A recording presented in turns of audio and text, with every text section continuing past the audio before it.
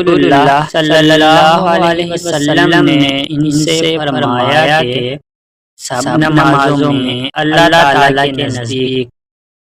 پسندیدہ نماز داؤد علیہ السلام کی نماز ہے، اور روزوں میں بھی داؤد علیہ السلام کا روزہ آپ آدھی رات تک سوتے، اس کے بعد تہائی رات نماز پڑھنے میں گزارتے، پھر رات کے چھٹے حصے میں بھی سو جاتے۔ اسی طرح آپ ایک دن روزہ رکھتے اور ایک دن افطار کرتے تھے۔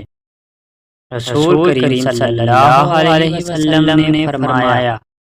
کہ شیطان آدمی کے سر کے پیچھے رات میں سوتے وقت 3 گرہ لگا دیتا ہے، اور ہر ایک گرہ پر یہ افسون پھونک دیتا ہے کہ سو جا، ابھی رات بہت باقی ہے۔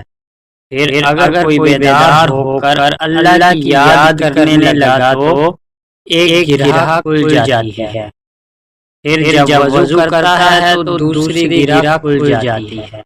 پھر اگر نماز فرض یا نفل پڑھے تو تیسری گرہ بھی کھل جاتی ہے۔ اس طرح صبح کے وقت آدمی چاق و چوبند خوش مزاج رہتا ہے، ورنہ سست اور بدباطن رہتا ہے۔